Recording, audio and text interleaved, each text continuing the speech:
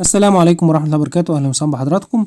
في الفيديو ده هناخدكم جولة سريعة كده، نتفرج على مشروع مونوريل شرق النيل اللي هو العاصمة الإدارية، ونشوف نسب التنفيذ وصلت لإيه والمحطات بتاعته ماشية إيه وأسامي المحطات وأماكنها. إن شاء الله خلوكم معانا للآخر، ومتنسوش تعملوا لايك واشتراك في القناة. ولو حد عنده أي سؤال أو أي استفسار أو أي سؤال بشكل عام في المشاريع القائمة حاليا في مصر، ياريت يقولهولي في التعليقات. في البداية دي محطة الاستاد اللي موجودة في مدينة نصر، ودي هتكون محطة الربط ما بين مترو الخط الثالث الخط الأخضر مع مونوريل شرق النيل أو مونوريل العاصمة الإدارية. والمونوريل طبعا هيصل في نهايته أو هينتهي في العاصمة الإدارية، وهيتقاطع أيضا في العاصمة الإدارية مع القطار الكهربائي الخفيف في محطة الفنون والثقافة بالعاصمة الإدارية. فمن هنا احنا بنقول المونوريل وسيلة هتربط ما بين المترو والقطار الخفيف، وهتكون وسيلة ربط ما بين القاهرة والعاصمة الإدارية الجديدة إن شاء الله. إن شاء الله المونوريل هيشتغل نهاية عام 23 اللي احنا فيه حاليا إن شاء الله بإذن الله، لأن دلوقتي المونوريل في مراحله التجريبية بيتم تجربته في العاصمة الإدارية، في الجزء اللي في العاصمة الإدارية من خلال وحدة التحكم المركزي اللي موجودة أيضا في العاصمة الإدارية. وفي خلال الفيديو خلال الفيديو هتشوفوا أسامي المحطات زي ما احنا عارضين، وهتلاقوا شكل المحطة النهائي موجود أعلى الشاشة في اليمين. وبعض المحطات هتلاقوها مترقمة بس مش مكتوب عليها اسم، لأن في بعض المحطات لسه ما تمش اختيار الاسم بتاعها. مونوريل شرق النيل او مونوريل العاصمة ده هيربط مدينة نصر بالعاصمة الإدارية، وهيتبادل الخدمة مع الخط الثالث للمترو بمحطة الاستاد بشارع يوسف عباس وصولا إلى شارع الخليفة الظافر والحي السابع، ومرورا بشارع زاكر حسين وصولا إلى الوفاء والأمل اللي هي مدينة أو عزبة الهجانة سابقا، ثم يتجه إلى محور المشير طنطاوي وشارع التسعين الجنوبي وصولا إلى مشروع بيت الوطن، ثم يمر بأحياء العاصمة الإدارية الجديدة. وهذا المسار به العديد من الكتل السكانية عالية الكثافة زي المنطقة اللي في مدينة نصر. وطبعا المونريل لو انتم واخدين بالكم ان في النص اللي في النص ديت هي الوحدات او الموصلات الكهربائية اللي هتوصل الطاقة للمونريل. المونريل من الوسائل الحديثة والوسائل المستدامة وصديقة البيئة لانها بتشتغل بالكهرباء.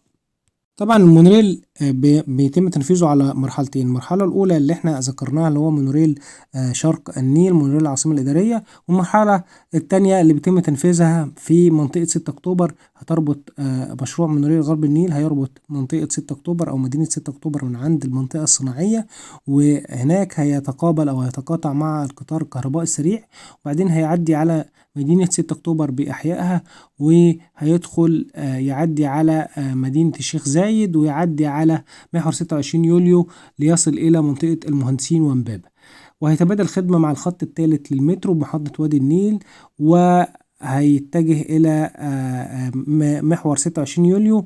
وكل هذه المناطق مناطق كثيفة السكان، وهيكون عامل الربط ما بين مدينة 6 أكتوبر والعاصمة الإدارية الجديدة من خلال ان هو يتبادل حركة المرور مع الخط الثالث للمترو، ثم المونوريل شرق العاصمة شرق النيل اللي احنا بنصوره حاليا، وبعد كده يصل الى مدينة العاصمة الإدارية الجديدة. وبكده يكون تم الربط ما بين القطار السريع والمترو والمونوريل وليصل إلى أو القطار الكهربائي الخفيف ليصل إلى العاصمة الإدارية الجديدة. المونوريل طبعا أول وسيلة مواصلات صديقة للبيئة هتسير بدون سائق في مصر. المونوريل زي ما قلت لكم هيشتغل بدون سائق، وطبعا دي حاجة هتبقى جديدة جدا، هيتم التحكم فيه من خلال الوحدة المركزية أو وحدة التحكم المركزي اللي موجودة في العاصمة الإدارية الجديدة. وهيكون فيه عبارة عن صندوق أسود هيسجل كل ما يدور في القطار. والقطار بتاع المونوريل هيكون مكون من 4 عربات، وده هيكون بشكل يعني في البداية مع زيادة الكثافة أو مع زيادة الركاب هيتم تزويد عدد العربات، هيكونوا 8. المحطات اللي بيتم تنفيذها للمونوريل هي كلها محطات علوية، لأن المونوريل كله محطات علوية أو كل مساره علوي محمول على أعمدة خرسانية، بيمشي المونوريل على قمر خرساني تم تصنيعه في مصر. المشروع كله بالكامل تم تصنيعه في مصر ما عدا حاجتين: الإشارات والقطار والقطار المونوريل نفسه. طبعا المونوريل من الداخل هيكون العربات مفتوحة على بعضها ان شاء الله، وهتكون في كاميرات مراقبة هتسجل كل حاجة بتدور في المترو، وكمان عشان يتم التحكم في القطار عن بعد. كمان المونريل طبعا هو في الأعلى، فده ممكن يكون إن شاء الله يعني لما التجربة تشتغل هنسجل لكم كل ده وهنصوره لكم.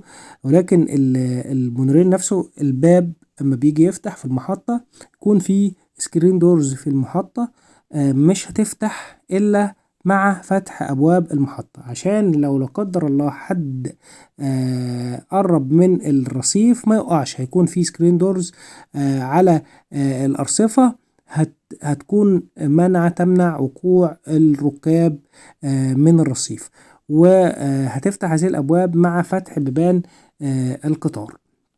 إن شاء الله بإذن الله المشروع هيشتغل خلال العام الجاري. في الغالب يعني كان وزير النقل قال إن هو هيشتغل في شهر 6 أو في شهر أكتوبر، وإن شاء الله نأمل ذلك بإذن الله. ده مركز السيطرة والتحكم اللي قلت لكم عليه، وده هنا العقل المشغل للقطار المونريل. بينتهي المونريل في هذه المنطقة في مدينة العاصمة الإدارية الجديدة، وإن شاء الله نشوفكم على خير مع تشغيل المونوريل أحدث وسيلة مواصلات في مصر.